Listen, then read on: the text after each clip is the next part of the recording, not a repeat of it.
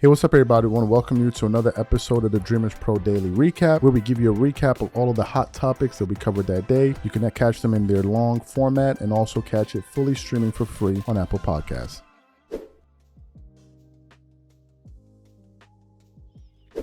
As you guys know, a good majority of the people out there were twerking it up all year long. Oh, man, you know, the Lakers, man, I think they're going to go to the finals, man.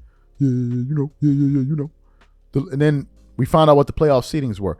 These dudes were twerking so much when they found out that they were going to be playing with the Wolves. They thought, oh, man, we dodged the bullet. We're not playing the Golden State. They were happy. They thought they were going to go in there and win that series. You had Shannon Sharp's twerking ass on TV talking about Lakers in 5. And they believed it. Boy, did they believe it. And I'm sitting there and we did a playoff preview. The video's on the channel. I ain't got to lie about it. And I said the Wolves are going to win this series. And I gave my reasons, right? I said that they're very athletic.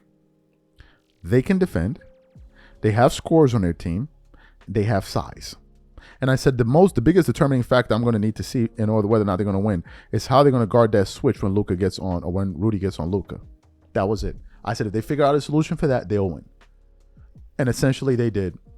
And ultimately they ended up winning in 5 games. That's essentially what happened. But all of those super bozos at ESPN, all they did was sit up there and dangle that carrot. Man, I think the Lakers going to the finals. I think the Lakers going to be great. This is what happens when you analyze sports with honey in your eyelids. You can't even see straight. It's caked up in your eyes.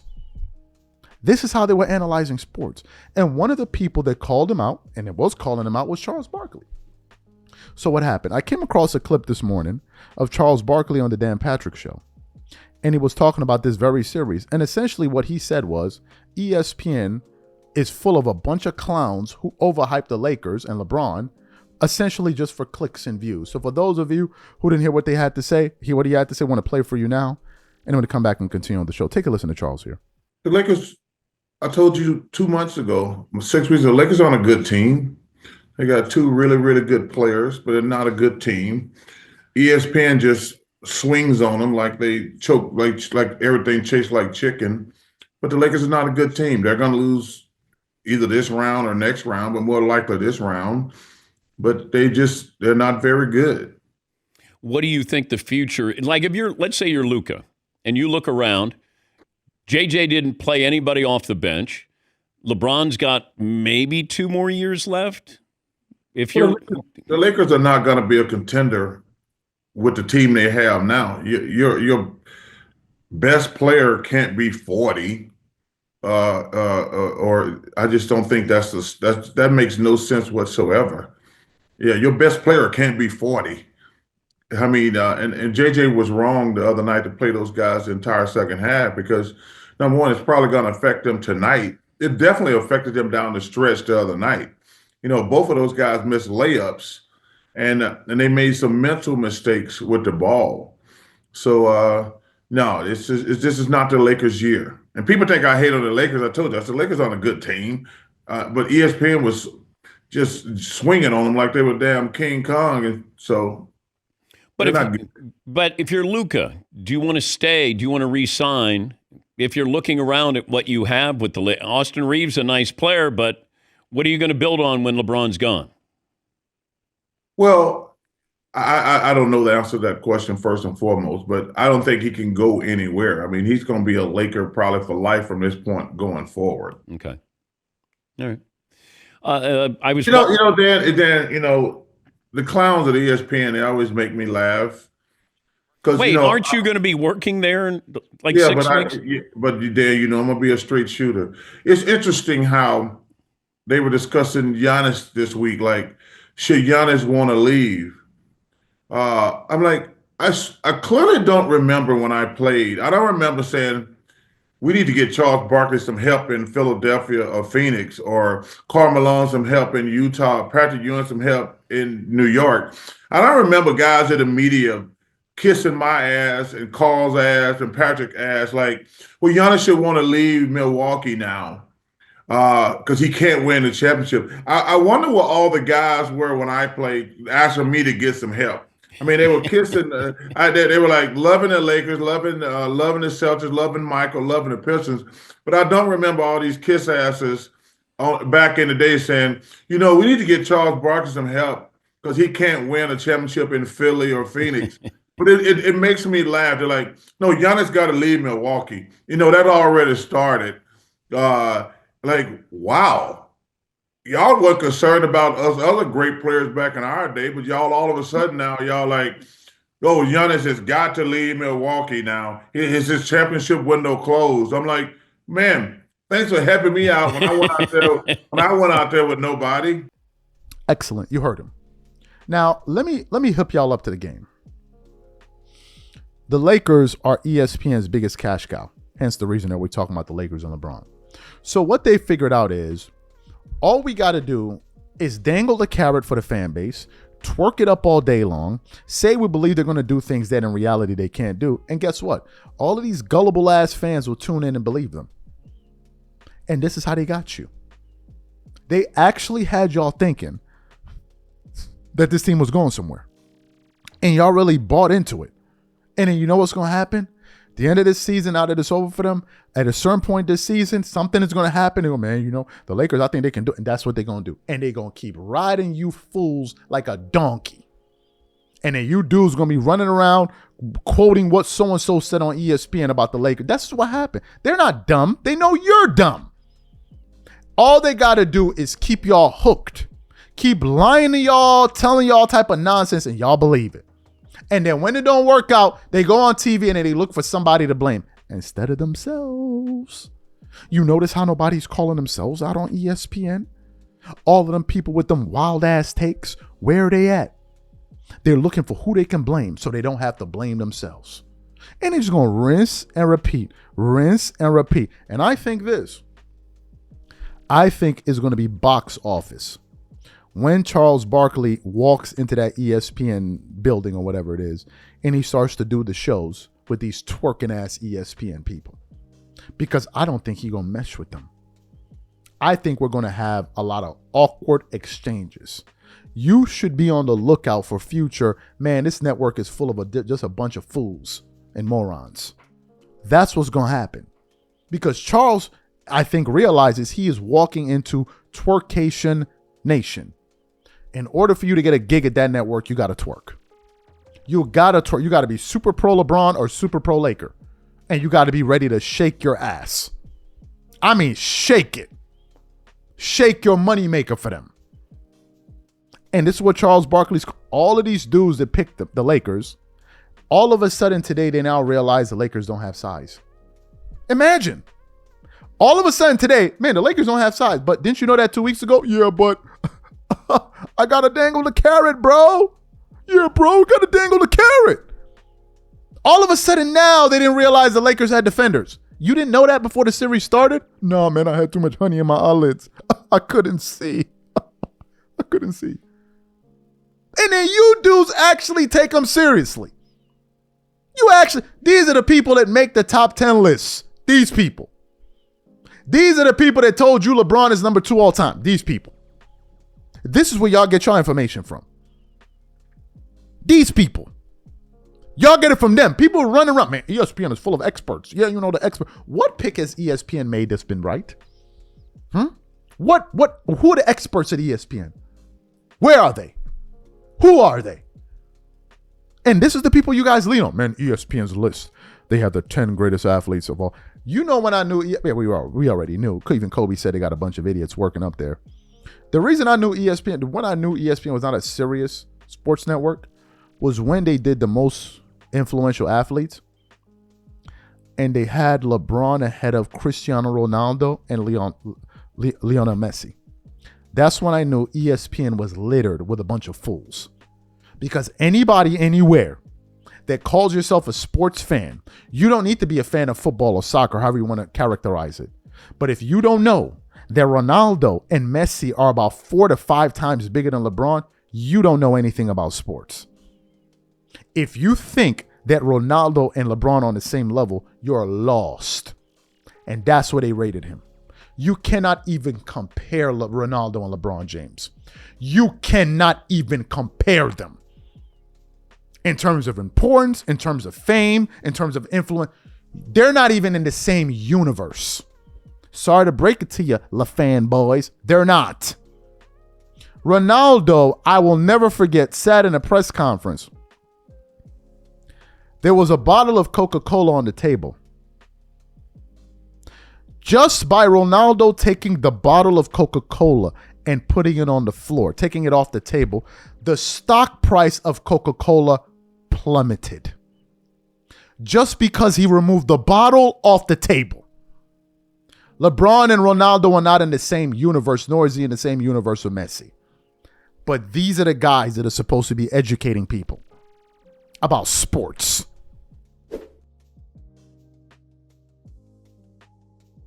As you guys know, the Lakers got eliminated yesterday in Game 5. And boy, oh boy, were a bunch of us celebrating yesterday on the channel. Yesterday, I think we probably had the most viewers show up live on our live stream. After the game, I think at one point we had like 4,005 or 4,400 people watching the live, right? And for us to have that many people tune in, it tells you that a lot of people are just not a fan of this team no more, man. A lot of people are not a fan of the organization anymore. And I used to be a huge Lakers fan. The person that turned me into a Lakers fan was Kobe Bryant. I pretty much watched his entire career as a Laker, right? And I've always said this. Every time I watch Kobe play, I said to myself, like, there's nobody as good as this guy as I'm watching basketball. Like, I just couldn't see it. Offensively, defensively, his intensity, his leadership, his clutchness. I mean, Kobe Bryant has the most game winners in NBA history, I believe, with 35 or 34 game winners. You don't need to say I'm making it. Just go look it up. That includes regular season and play. I mean, the guy was just absolutely spectacular. And it's one of the reasons why he's one of the most respected players in the NBA. He has the most worn shoe by any NBA player currently playing.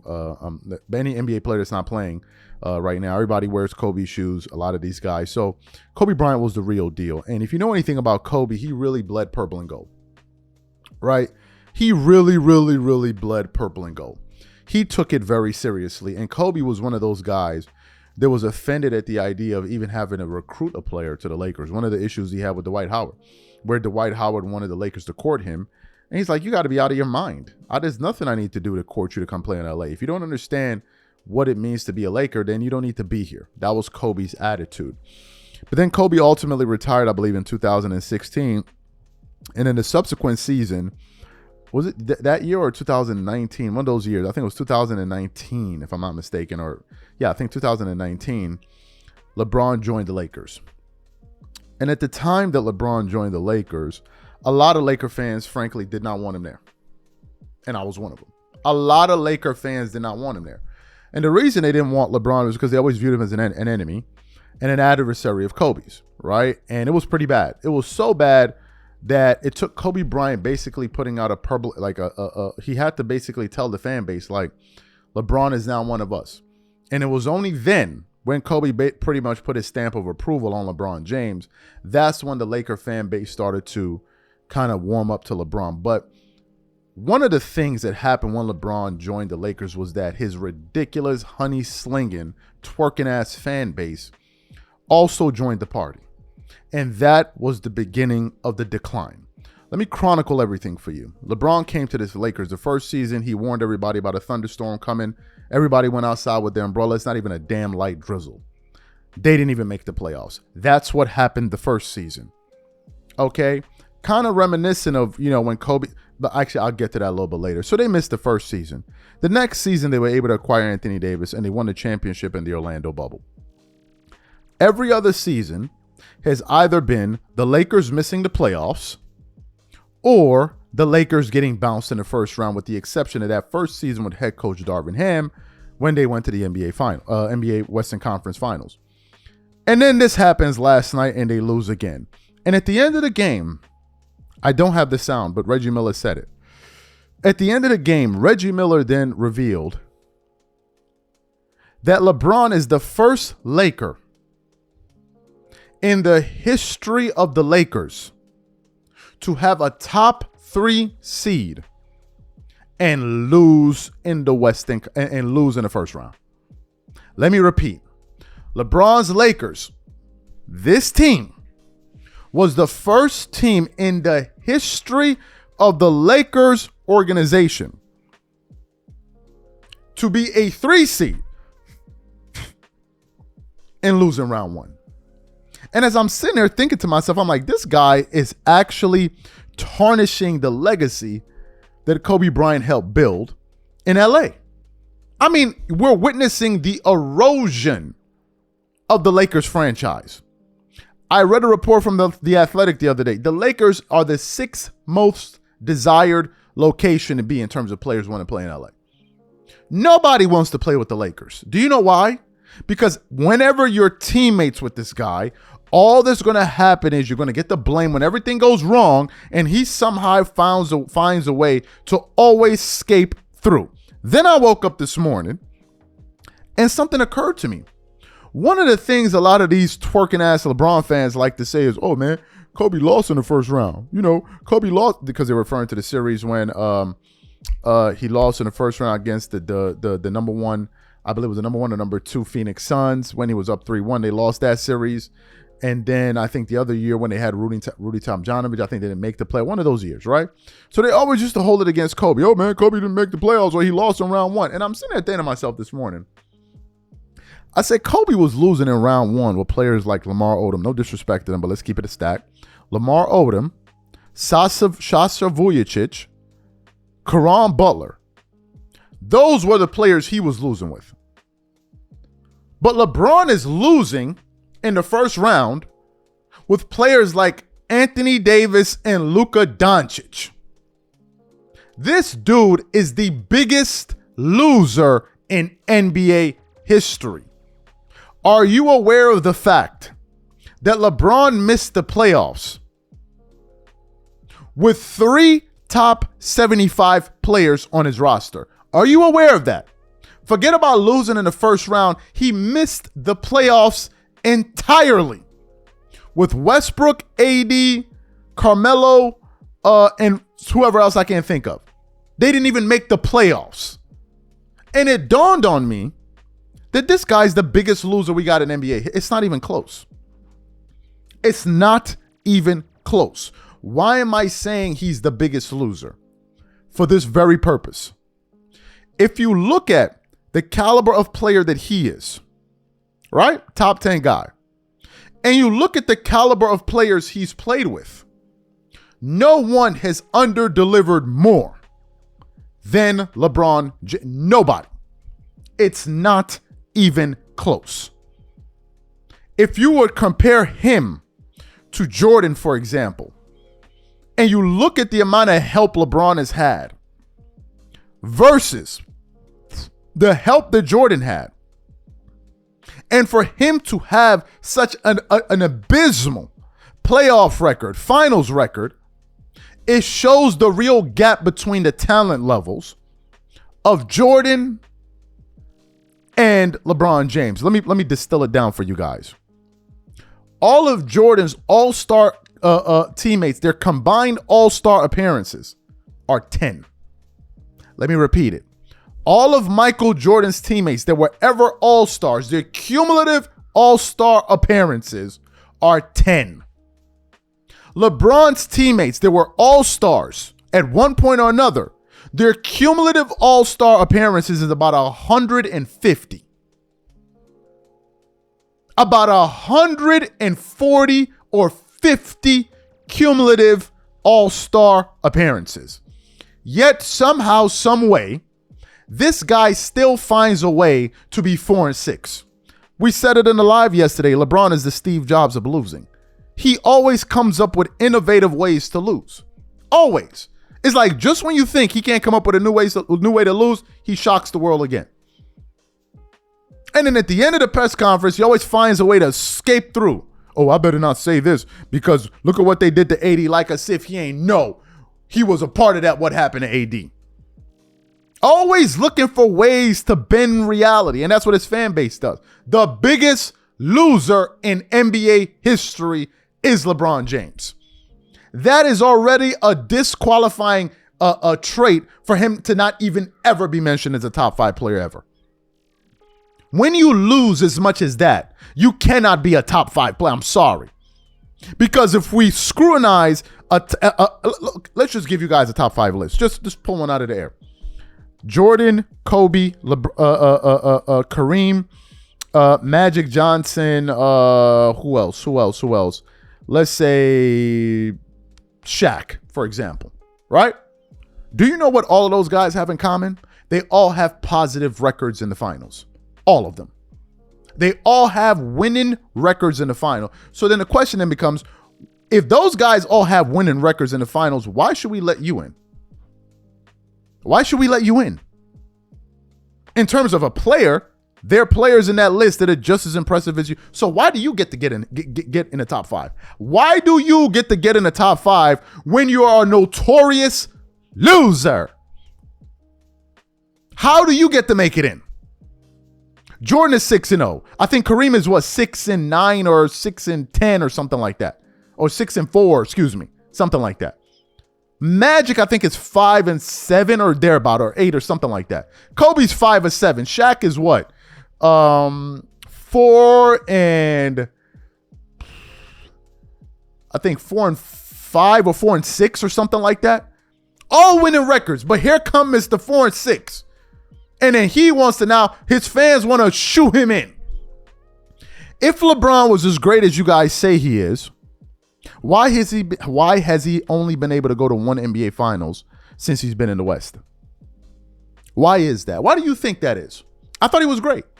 I thought he was the GOAT. Do you know the reason why he's been unable to go to so many? Because the West has always been better. Period. And when you get to the Wild Wild West, you now realize all that twerking and hollering and screaming and honey slapping ain't gonna work. This dude is destroying the legacy Kobe built. Kobe's decline came when he got injured. Prior to that, the year when he was 34 years old, they was calling son Vino. Vino.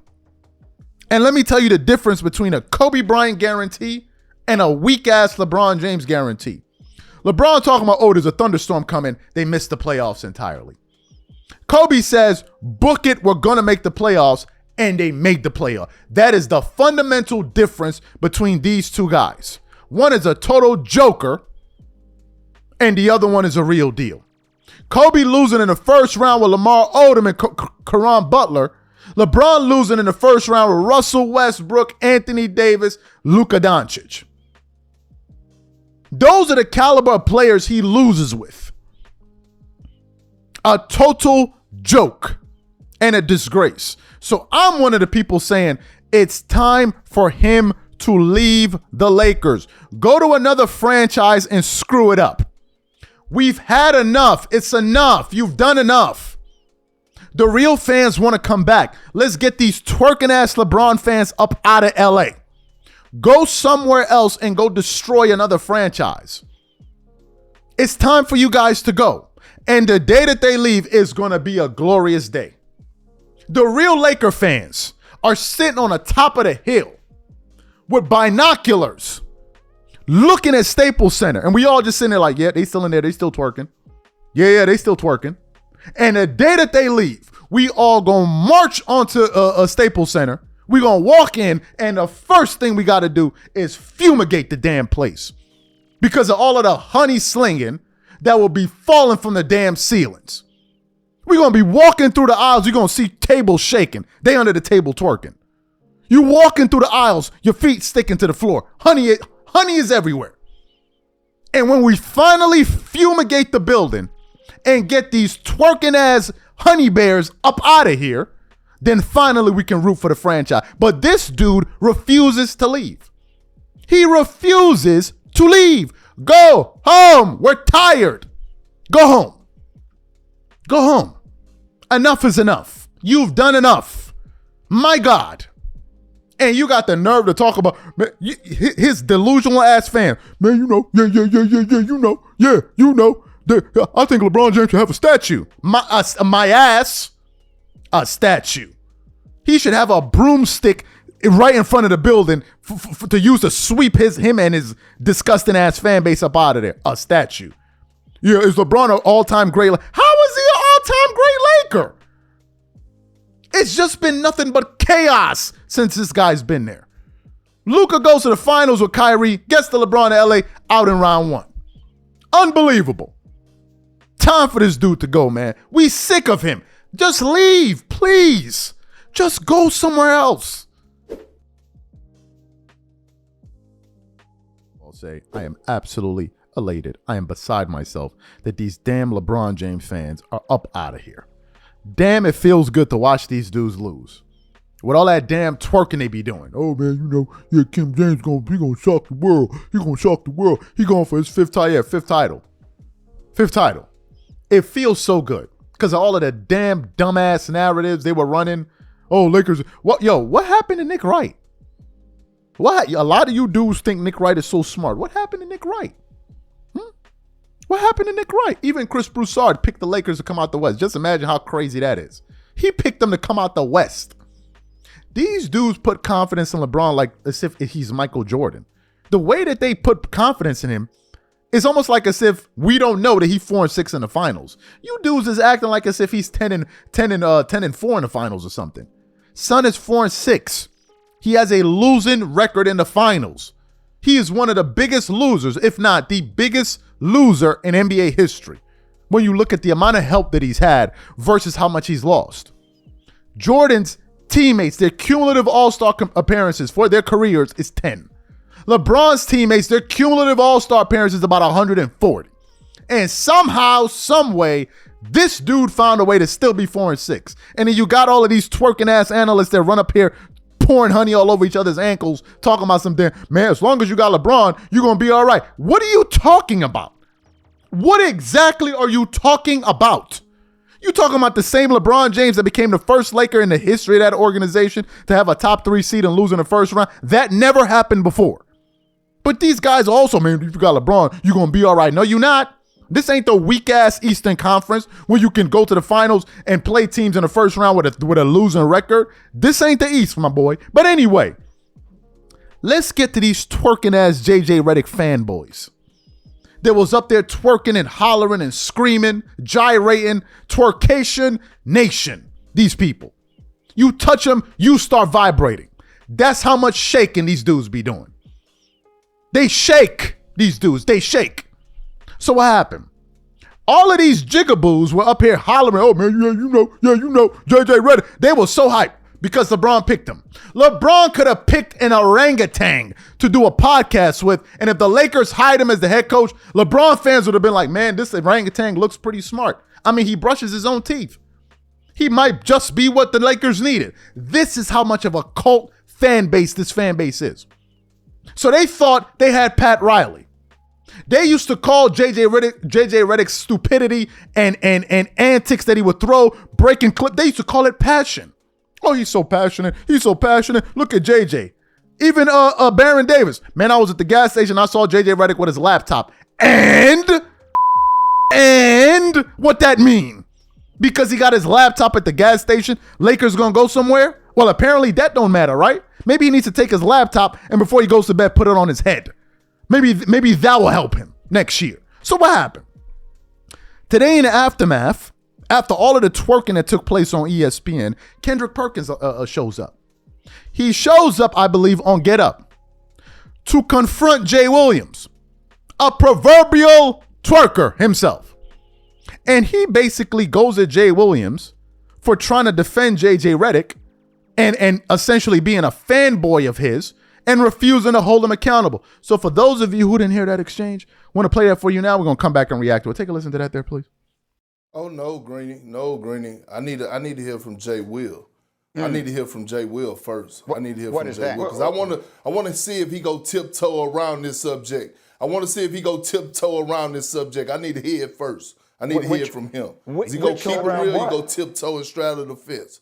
Tiptoe around what? I'm saying, I want to hear it. I want to hear it. I want to hear it. Who's to blame for the Lakers losing this series? Big Perk, I'm the wrong one on the table to talk about Duke on Duke crime.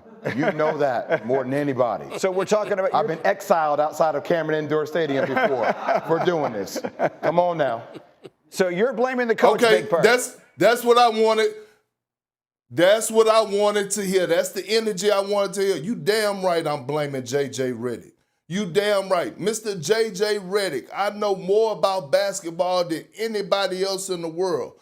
Mr. J.J. Redick, where the world is watching and could see that you need some type of size and athleticism on the floor when you're going against a physical, lengthy Minnesota team who has Rudy Gobert, Julius Randle, Nas Reed, Jay McDaniels, that imposes their will in the paint. But you still leave this small ball lineup out there on the floor and leave a 40-year-old senior citizen in LeBron James to battle in the trenches for a 7-game series that went 5. Listen, I just don't understand it for the life of me. This is not about X's and O's and schemes. This was common sense. You needed to make an adjustment. Michael Wilbon, Brian Windhorst touched on it earlier this morning, and now Big Perk is all over it. In your opinion, Wilbon, how much blame for what happened in this series does J.J. Redick deserve? You know what, Greeny, I've heard you talk about this for a couple of days now. We talk about coaches' decisions, and I'm not going to use the word blame. I'm going to use the word responsibility, though, accountability. There's a lot of, again, the Laker roster was flawed. I agree with Perk and Wendy about sort of this defiance, if you will. I mean, Jackson Hayes you got to at least try him. When I see a player trot out there who I forgot was on the roster because he hasn't logged any minutes and much less practice time, I want to see Jackson Hayes. I want to see you try it. Rudy Gobert had averaged 6 points and 3 points and 6 rebounds a game in the series. He goes for 27 and 24. I understand, okay, you can make the case if you want that you're also, by allowing that, the defense is allowing Rudy Gobert to have this so you don't let Anthony Edwards get crazy with threes. He and Dante DiVincenzo, my God, they were like 0 for the world on threes, the two of them. I think they were like 2 for 23. You can make that argument. I'm not going to support that. I'm with Jay Will on it. I'm not going to blame him. There's a lot wrong with these Lakers, okay, right now in terms of the other teams in the playoffs in the West. But JJ's got to be accountable. He's responsible for those decisions and the gambles he took and failed taking. You're 100% right on the numbers, by the way. DiVincenzo and Anthony Edwards combined last night, 2 of 23 from three-point range. J. Redick. So then the problem is the scheme, because when you blitz Anthony Edwards, what that does is now all of a sudden you're in a 4-on-3 scenario. What does that do when a shot goes up? It allows you to get offensive rebounds. It's not like they were throwing the ball down to Rudy Gobert and he's giving you buckets on the block with his back to the basket. He got a ton of offensive rebounds. They got 18 offensive rebounds last night. That's what led to the 27 and 24, right? Look, I think there are things that if J.J. Redick can go back in time, he'll make slight adjustments. But also, and Big Perk, just back to your point on this, you were the one on one of these shows, I forget which one it was because you were on a lot of shows, but you said if there was one matchup that was a really bad matchup for the Lakers, it was Minnesota because of how they grind you out. I'm just not sure that Jackson Hayes is even the answer to help you in that situation, considering the size and the physicality that they had. Go ahead, Perk. Well, it started in Game 4. It started in Game 4 when JJ elected to play the same 5 for 24 straight minutes. That's when it all started, when you have a high motor 6'9", 6'10" guy in Jared Vanderbilt who could cause havoc defensively. When you have a guy, Gabe Vincent, on your bench who, by the way, helped the Miami Heat a few years ago go to the NBA Finals, was a crucial piece. You lost trust in those guys. So what I'm saying is, yes, it's a lot of things that JJ could have corrected, right? You talk about the zone and the trapping of Anthony Edwards. Guess what, JJ? He figured it out since Game 1. He wasn't forcing anything. He was making the right decision, making the right pass. We heard Rudy talk about it after the game last night. He said Anthony Edwards played exceptional. Although he shot 5 for 19, he trusted the others. And then let me tell you this. See, JJ's scheme of going small was all about offense because they thought they was going to pick on Rudy. But Rudy actually been playing some pretty damn good basketball this entire series. Last night it just showed up in the box score. But his one-on-one defense was off the charts this entire series. The Lakers shot 28% when he was the primary defender. So that didn't work. So what I'm saying is, yes, he dropped the ball. So you heard what he had to say. Now, if you listen carefully, he said, I ain't gonna be no Duke on Duke crime. So that's what it is? That's what it is? You getting paid millions of dollars to go on TV and save face for Duke players? Is that what it is? So because Darvin Ham wasn't a Duke player, he didn't get the benefit of the doubt? Is that what it is? Darvin Ham wasn't part of the good old boy club? Is that what it is? No, he needs to be called out. He needs to be called out. We need the same fervor, aggressiveness, ferocity that we had for Darvin Ham. We need to put that same fire on JJ Redick's ass to imitate Scap Attack on his ass. How about that? You dudes that was up there twerking it up for JJ Redick, running around breaking bottles of honey all over each other, pouring it, lathering it up, rubbing it all over each other's backs for JJ Redick. You then found out that this dude has absolutely zero emotional control, zero decorum, and doesn't seem to understand the fact that he is the head coach for the Lakers, so therefore he cannot act a damn fool. What did this dude do yesterday? In the middle of a presser, pregame presser, he walks out. And the part that kills me is that JJ Redick feels like he has the cachet to be able to do that. What has JJ accomplished? Nathan, nada, niente, nothing. But somehow, some way, he carries himself with the arrogance as if he's Greg Popovich. Except he has 5 championship trophies in his house. Folks, JJ Redick's record consists of 1 playoff win. 1. That's all. And Kendrick Perkins is like, hold his ass accountable. But you know why a lot of these people won't hold him accountable? Because they're fanboys. Again, I said it on a previous show. I'm going to say it again, or maybe I said it on this show. If LeBron did mind the game with an orangutan, and we found out that orangutan was interviewing for the Lakers job, LeBron fans would have been like, man, I think the orangutan could do a great job. I really, really do. I mean, all he needs is bananas. We already good at twerking. We'll twerk for him. This is how disgusting they are. All of these dudes ran around hollering and screaming, slapping each other's booties, talking about, man, the Lakers in 5, Lakers in 5. Yo, what happened to that? Hey, yo, what happened to that? We can't find you dudes. What happened to that?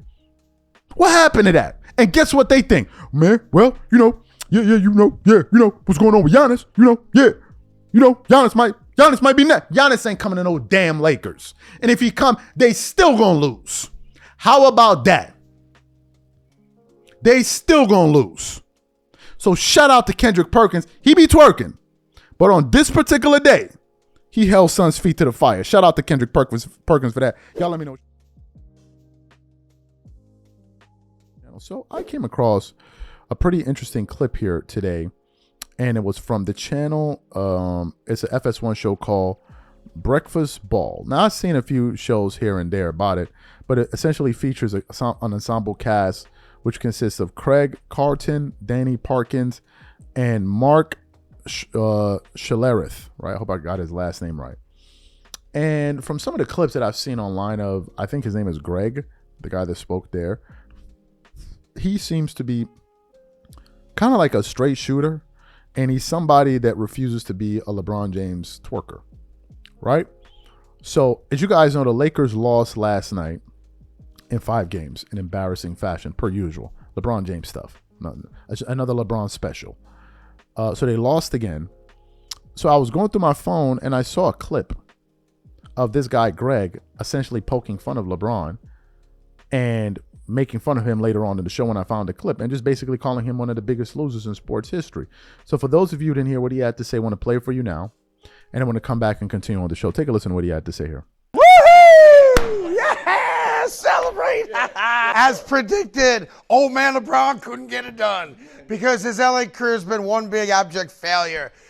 First round eliminations with Anthony Davis. First round elimination with Luka Doncic. Eliminated with Wade. Eliminated with Bosh. Eliminate.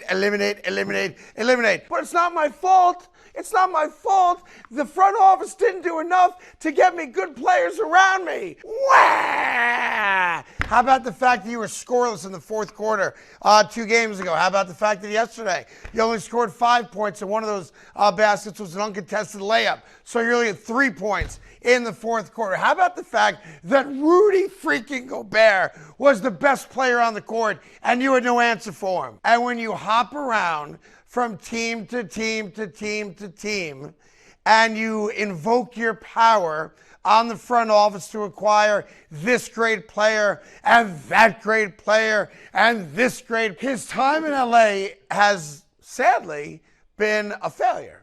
Period. Stop. Yeah, blaming the front office. If that's not right on the right lane for that clown, then nothing is. Oh, I wouldn't dare say anything about our front office's decision to get the greatest 25-year-old on the planet.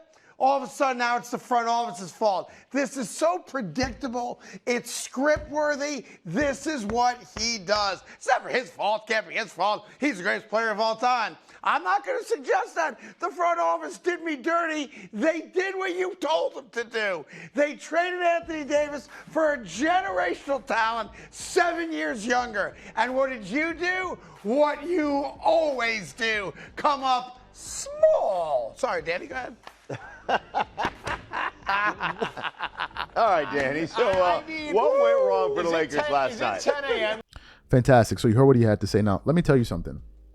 There were people that were saying, this guy's horrible, this guy's terrible, why is he on TV, blah, blah, blah, blah, blah. Let me just hip y'all up to something. This guy is like the inverse or the another version of Nick Wright. You know how this guy is annoying to you? And you think he's a blah, blah, that's how we feel about Nick Wright. But let me get this straight. You want us to be able to sit down and be forced to listen to the nonsense that comes out of Nick Wright's mouth when it comes to some of his basketball takes. But then you don't want this guy to have his spin. No, let him talk too. I mean, Nick Wright was the same guy that went up there in 2016 and said LeBron James became the GOAT when he won that championship in 2016. That's when he's already the GOAT. So it's okay for people like Nick Wright to have a platform, right? Because all he does is twerk for you guys and you love it. The rest of us think he's absolutely nauseating. But the minute you get somebody else who's just another Nick Wright on the other side of the aisle, all of a sudden, why is he on TV? Well, that's what we've been saying. So the point then becomes, if Nick Wright can be on TV, so should he. So should he. If Nick Wright can be on TV saying the crazy things that he says, even when the Lakers went down 3-1, you know, bro, I'm not worried. I'm not worried. Because when you have LeBron and the comp of LeBron, I think amazing things can happen. So I'm not worried. And I think they're going to be all right, bro. And you know, another thing, bro. Y'all thought that he was great. So let this dude have his just due too. Let them both exist. Let both sides of the aisle be pissed off. How about that? How about that? They don't want that. All they want is just dedicated twerkers. Dedicated twerkers. That's all they want. Them girls in Magic City ain't got nothing on LeBron fans when it comes to twerk. They ain't got nothing on them because they do it with honey. That's what they love. They add honey on top. So let him be on TV. And if y'all get annoyed with him, we also annoyed with Nick Wright. If you wanted to change, let both of them go off on TV or not. Let them both be there.